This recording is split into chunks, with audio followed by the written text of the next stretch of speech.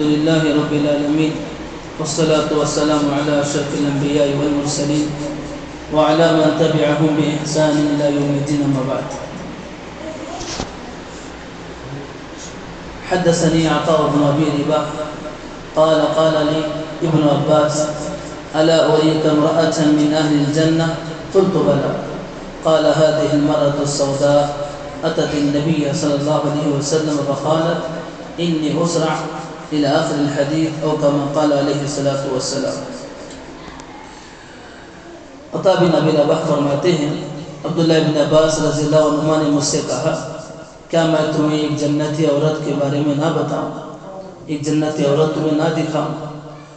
تو عطاء بن ابی رباح نے کہا کہ کیوں نہیں؟ تو عبداللہ بن عباس رضی اللہ عنہ نے کہا کہ یہ جو کالی عورت آ رہی ہے یہ جنتی ہے. میں نے نبی کریم صلی اللہ علیہ وسلم کے پاس فرماتے ہوئے سنا کہ وہ عورت جو اللہ کے نبی کے پاس آئی اور آ کر کہنے لگی: اے اللہ کے نبی، مجھے مرگی کا دورہ پڑ جاتا ہے، اور جب مجھے مرگی کا دورہ پڑتا ہے تو اس وقت میرے لباس کھل جاتا ہے. میں چاہتی ہوں کہ آپ میرے حق میں دعا کریں کہ اللہ مجھے اس بیماری سے نجات دے. تو اللہ کے نبی صلی اللہ علیہ وسلم فرماتے ہیں: اگر تم صبر کر لو گی تو تمہارے لیے جنت ہے، اگر تم چاہو گے تو میں دعا کر دوں گا اللہ تعالیٰ تمہیں بیماری سے نجات دے دے گا. تو اس عورت نے کہا: اصبر، اللہ کے نبی اگر صبر کرنے سے جنت مل سکتی ہے مجھے، اس بیماری پر میں اگر صبر کر لوں تو اللہ اس کے بدلے مجھے اگر جنت دے دے گا تو میں صبر کر لیتی ہوں. فقالت، پھر اس عورت نے کہا کہ بس آپ میرے لیے یہ دعا کیجیے کہ جب مجھے مرگی کا دورہ پڑے تو میرا لباس نہ کھلے. تو اللہ کے نبی صلی اللہ علیہ وسلم نے اس کے لیے دعا کی تو اس کا لباس نہیں کھلا. تو مستحضرین، اس حدیث کے اندر ہمیں اور آپ کو معلوم ہوتا ہے کہ بیماریوں پر صبر کرنے کی بدلہ جنت ہے. جو لوگ دنیا میں بیماریوں پر صبر کرتے ہیں اللہ تعالیٰ ان کو آخرت میں اس کا بدلہ جنت میں عطا کرتا ہے. اور اسی طرح اس صحابہ کی جنت کی طلب دیکھیے. انہیں معلوم ہے کہ اگر اللہ کے نبی دعا نہیں کی تو شفا نہیں ہے، بیماریوں میں رہنا ہے، اور بیماری بھی کب تک رہے گی پتہ نہیں. ساری عمر بھی وہ بیمار رہ سکتی ہے، ساری زندگی بھی انہیں مرگی کا دورہ پڑ سکتا ہے. یہ معلوم ہونے کے باوجود بھی انہوں نے کہا کہ اللہ کے نبی اگر اس بیماری پر صبر کرنے کی وجہ سے اگر اللہ مجھے جنت دے دیتا ہے تو میں ساری عمر اس بیماری کو جھیلنے کے لیے تیار ہوں. ساری عمر، ایک دو لمحہ، ایک دو سال کی بات نہیں کہ اللہ کے نبی سے کہا کہ اگر میں اس پر صبر کروں جنت ہے تو اس جنت پانے کے لیے میں ساری عمر جو ہے مرگی کا دورہ برداشت کر سکتی ہوں. تو ساری عمر اس صحابیہ نے صرف جنت کی طلب میں بیماری کو اپنے پاس رکھنا پسند کر دیا. تو یہ ہمیں اور آپ کو بھی اس بات کا سبق ملتا ہے کہ ہم اور آپ جنت کو پانے کی کوشش کریں. چھوٹے چھوٹے عمل ہی سے صحیح جس کے اندر ہمیں اور آپ کو جنت ملنے کا امکان ہو ان عمل کو کر گزری. چھوٹی چھوٹی پریشانیاں ہی صحیح اگر انہیں برداشت کرنے سے ہمیں اور آپ کو جنت مل سکتی ہے تو تکلیفوں کو برداشت کریں. اللہ پر ایمان رکھتے ہوئے تکلیف کو برداشت کریں. اسی طرح اس حدیث کے اندر یہ بھی معلوم ہوتا ہے کہ وہ عورت جو ہے گرچہ بیمار ہے، بیماری کی حالت میں اگر کچھ ہو جائے تو اس کی طاقت کے بارے میں اس پر اللہ مواخذہ نہیں کرتا، لیکن باوجود اس کے وہ عورت کہتی ہے: اللہ کے نبی بس آپ مجھے بیماری کی شفا کے لیے دعا نہ کیجیے، لیکن بیماری کی حالت میں میرا جو لباس کھل جاتا ہے اللہ کے نبی بس آپ اس کے لیے دعا کریں کہ میرا لباس نہ کھلے. صحابیہ کی پاک دامنی دیکھیے، بیماری میں ہونے کے باوجود. اور ہم اور آپ جانتے ہیں اس سے مرگی کا دورہ فکس جسے آتا ہے اس کا ہوش اور خیال ٹھکانے میں نہیں رہتا. وہ آدمی ہوش میں نہیں رہتا ہے، کبھی بے ہوش ہو جاتا ہے، اس کو کچھ کیا ہو رہا ہے کچھ پتہ نہیں ہوتا. لیکن اس حالت میں بھی وہ صحابی اللہ سے کہتے ہیں کہ اللہ کے نبی ایسی حالت ہی صحیح تب بھی میں چاہتی ہوں کہ میرا ستر نہ کھولے. تو ایک عورت جو ہے پاک دامن ہونا چاہیے، پاک دامنی کو اختیار کرنا چاہیے. اسی طرح اس حدیث سے معلوم ہوتا ہے کہ بیماریوں کا علاج دعا سے ہوتا ہے. جس طرح سے دواؤں کا استعمال کرنا چاہیے اسی طرح دعاؤں سے بھی بیماریوں کا علاج ہوتا ہے. نبی کریم صلی اللہ علیہ وسلم کے پاس عورت نے آ کر کہا کہ اللہ کے نبی مجھے مرغی کا دورہ ہے، آپ میرے لیے دعا کیجیے۔ اللہ کے نبی نے کہا اگر میں دعا کروں تم چاہتے تو دعا کر دوں گا، اللہ تمہیں شفا دے دے گا۔ پھر اس عورت نے کہا کہ اللہ کے نبی لباس نہ کھولے، اس کے لیے دعا کیجیے۔ اللہ کے نبی نے دعا کی، پھر اس پر کبھی اس کا لباس نہیں کھولا۔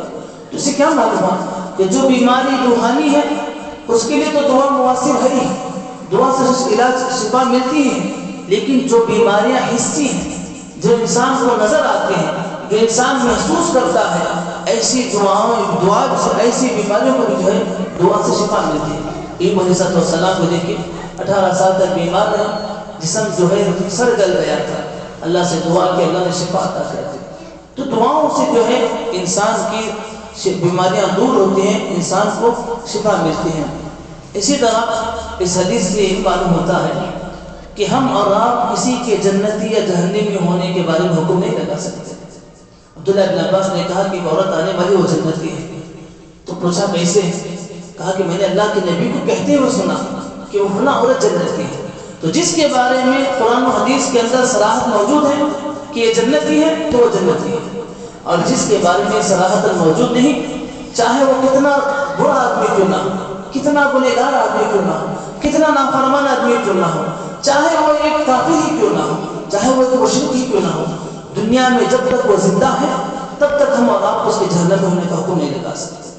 ہاں اگر حالت کفر میں مر گیا ہے تب ہم کہہ سکتے ہیں کہ جہنم میں، اس لیے کہ اللہ تعالیٰ نے کہا کہ جو آدمی کفر کی حالت میں مرتا ہے وہ آدمی جو ہے جہنم میں ہمیشہ رہنے والا ہے۔ لیکن دنیا میں رہتے دم تک ایک کافر ہی سے اسی بھی ہم نہیں کہہ سکتے جہنمی، کیوں؟ اس لیے کیا معلوم کب وہ اسلام سے متاثر ہو جائے تو اسلام قبول کر لیں۔ تو اس لیے دنیا کے اندر ہم اور آپ کسی کے جنتی یا جہنمی ہونے کا دعویٰ نہیں کر سکتے۔ ہاں جس کے اندر شریعت میں صراحت موجود ہے ان کے بارے میں ہم کہہ سکتے ہیں کہ جنتی ہے، جیسے کہ ابو بکر جنتی ہیں، علی جنتی ہیں، عثمان جنتی ہیں، عمر جنتی ہیں، ابو عبیدہ بن جراح جنتی ہیں، جن کے بارے میں اللہ کے نبی نے کہا وہ سب جنتی ہیں، اور جن کے بارے میں صراحت نہیں ہے ہم اور آپ ان کے بارے میں جنتی یا جہنمی ہونے کا فیصلہ نہیں کر سکتے۔ اسی طرح سے حدیث سے پہلا معلوم ہوتا ہے اللہ کے یہاں انسان کا ایمان کے اعتبار سے اس کا وزن ہوتا ہے۔ اللہ کے نبی صحابہ رسول نے کیا کہا؟ یہ جو کالی عورت آ رہی ہے، کہا کہ وہ عورت کالی تھی، بہت کالی تھی عورت، تو کہا کہ یہ کالی عورت ہے، لیکن پھر بھی کہا کہ وہ جنتی ہے۔ تو اللہ کے یہاں رنگ، اللہ کے یہاں خوبصورتی، اللہ کے یہاں طاقت، یہ سب نہیں، اللہ کے یہاں انسان کا ایمان تولا جاتا ہے۔ اگر ہمارا اور آپ کا ایمان اچھا ہوگا تو ہم اور آپ دنیا میں رہیں گے تب بھی ہم جنتی کہلائیں گے۔ اگر ہمارے اور آپ کا ایمان خراب ہوگا، برا ہوگا، ہم چاہے جتنے اچھے کیوں نہ ہو، جتنے خوبصورت کیوں نہ ہو، جتنا ہم جسمانی اعتبار سے فٹ کیوں نہ ہو، مضبوط کیوں نہ ہو، تب بھی ہم اچھے نہیں ہیں۔ ایمان سے ہمارے اور آپ کے اچھائی ہے۔ اسی لیے عمر رضی اللہ عنہ نے کہا کہ ہم ذلت میں تھے، ذلیل و خوار تھے، اللہ تعالیٰ نے اس اسلام کے ذریعے سے ہمیں عزت بخشی۔ تو ہمارے اور آپ کا ایمان ہی ہمارے اور آپ کے لیے اچھائی اور برائی کی علامت ہے۔ اسی طرح اس حدیث سے معلوم ہوتا ہے کہ دوسروں سے دعا طلب کی جا سکتی ہے۔ وہ عورت آئی، اللہ کے نبی سے کہا کہ دعا کیجیے، تو اللہ کے تو اس سے معلوم ہوتا ہے کہ ہم اور آپ بھی جو کسی اور سے دعا طلب کر سکتے ہیں، لیکن اس کے لیے چند شروط ہیں، چند ضوابط ہیں۔ ہر ایک سے آپ نہیں کر سکتے۔ ایک آدمی نمازی نہیں پڑھتا ہے، گنہگار ہے، اس سے ہم کیا کہتے ہیں کہ دعا کرو، اسے خود دعا کی ضرورت ہے۔ ہر ایک سے دعائیں کا مطالبہ نہیں کر سکتے۔ ہاں آپ کی نگاہ میں کوئی آدمی 5 وقت کا نمازی، عبادت گزار ہے، توحید پرست ہے، تو آپ اسے کہہ رہے ہیں کہ دعا کیجیے، آپ دعا طلب کر سکتے ہیں، کہہ سکتے ہیں کہ میرے لیے دعا کیجیے۔ اگر کوئی آدمی اچھے کام کے لیے جا رہا ہے، موحد ہے، اس کے لیے آپ کہہ سکتے ہیں دعا کیجیے، لیکن ہر کس و ناقص کو آپ نہیں کر سکتے۔ کوئی آدمی مسجد کے بازو گھر میں رہتا ہے لیکن ایک وقت کی نماز نہیں پڑھتا ہے، تو آپ اسے کہتے ہیں کہ ہمیں دعا میں یاد رکھنا، ہرگز نہیں۔ اسے خود دعاؤں کی ضرورت ہے، اسے عبادت کی توفیق کی دعا کرنی چاہیے، ہم اور آپ اسے دعا طلب نہیں کر سکتے۔ اسی طرح اس حدیث سے معلوم ہوتا ہے کہ اہل ایمان کی نگاہ میں دنیا کی کوئی حیثیت نہیں۔ اس عورت نے اللہ کے نبی جب کہا اگر چاہو تو دعا کر دوں گا، تمہیں صحت مل جائے گی، چاہتی تو وہ دعا کر زندگی ساری اچھی گزار سکتی تھی، لیکن پھر بھی انہوں نے آخرت کو ترجیح دی۔ تو اہل ایمان کی یہ شان ہوتی ہے، اہل ایمان کی یہ دلیل ہوتی ہے کہ ان کی نگاہ میں دنیا کی کوئی حیثیت نہیں ہوتی، کوئی مقام مرتبہ نہیں ہوتا۔ ان کی اصل سوچ، ان کا مقصد بہت بڑا ہوتا ہے، ان کی انتہا بہت بڑی ہوتی ہے، ان کی سوچ بہت دور کی ہوتی ہے، اور وہ جنت۔ اہل ایمان ہمیشہ جنت پانے کی کوشش کرتے ہیں، چاہے اس کے لیے اپنی دنیا گواہ ہی نہ کیوں نہ پڑے، اپنے جان ہی کیوں نہ دینا پڑے۔ اسی طرح اس حدیث سے معلوم ہوتا ہے کہ انسان کو جو مرگی کا دورہ پڑتا ہے اس کی دو قسمیں، ایک تو ایک بیماری کی وجہ سے پڑتا ہے، دوسرا جو ہے رسا اور خط، بعض شیاطین کی وجہ سے بھی انسان کو مرگی کا دورہ پڑتا ہے۔ اور اس کی دلائی بھی ہے، اللہ کے نبی صلی اللہ علیہ وسلم ایک عورت کے پاس سے گزرے، دیکھا کہ اسے مرگی کا دورہ پڑا ہے، تو اللہ کے نبی صلی اللہ علیہ وسلم نے اس پر قرآن کی تلاوت کی، پھر اس کا دورہ ختم ہو گیا۔ تو بعض دفعہ جنات کی وجہ سے فکس آتا ہے اور بعض دفعہ جو ہے بیماری کی وجہ سے فکس آتا ہے، لیکن اس کا یہ مطلب ہرگز نہیں کہ ہم جنات سے ڈریں، ہرگز نہیں۔ جنات سے، شیاطین سے ہمیں ہرگز ڈرنا نہیں چاہیے، بلکہ وہ ہم سے ڈریں گے۔ کیوں؟ ہم اللہ کے بندے ہیں، اللہ کو ماننے والے ہیں، ہم اس ذات کو ماننے والے ہیں جس نے ان کو پیدا کیا، جس نے ان کو کھلاتا پلاتا ہے۔ ایسی ذات کی طرف ہم نمازیں پڑھنے والے، عبادت کرنے والے ہیں، تو انہیں ہمیں دیکھ کر ڈرنا چاہیے، ہمیں ان کو سوچ کر ان کے بارے میں جان کر نہیں ڈرنا چاہیے، بلکہ وہ ہم سے ڈرتے ہیں۔ جتنا ہم گھبراتے ہیں ہم سے کئی گنا زیادہ وہ جنات ہم سے گھبراتے ہیں۔ تو جنات سے ڈرنا، شیاطین سے ڈرنا یہ ہرگز نہیں۔ عمر رضی اللہ تعالیٰ عنہ کے بارے میں اللہ کے نبی نے کہا کہ تم جس راستے سے گزرتے ہو، اگر اس راستے میں شیطان تمہیں دیکھ لیتا تو شیطان اپنا راستہ بدل لیتا تھا۔ ابو ہریرہ رضی اللہ تعالیٰ عنہ، ایک شیطان جو زکوٰۃ کا مال چرانے کے لیے آیا تو اسے پکڑ لیا، قید کر لیا اس کے۔ یہ سب اہل ایمان کی شان ہے۔ اہل ایمان کبھی بھی نہیں ڈرتے اللہ کے سوا کسی سے۔ اگر ہمارے دل میں اللہ کا ڈر ہوگا، دنیا کی کتنی بڑی پریشانی ہم کسی سے نہیں ڈریں گے۔ اگر ہمارے دل میں اللہ کا ڈر نہیں ہوگا، دنیا کی ہر چھوٹی بڑی چیز سے بھی ڈریں گے، ہر چھوٹی چیز سے بھی۔ اندھیرا ہوگا تو ڈر جائیں گے، کوئی نہیں ہے محسوس ہوگا تو بھی ڈر جائیں گے۔ تو اہل ایمان صرف اللہ تعالیٰ سے ڈرتے ہیں۔ تو یہ چیزیں حدیث کے تعلق سے تھی۔ اللہ رب العزت سے دعا ہے اللہ تعالیٰ ہمیں اور آپ کو صبر کرنے والا بنائے، اللہ ہمارے دلوں میں اللہ کا خوف کر دے، اللہ تعالیٰ ہمیں اور آپ کو جنت الفردوس میں مقام عطا فرمائے۔ آمین۔ السلام علیکم ورحمۃ اللہ وبرکاتہ۔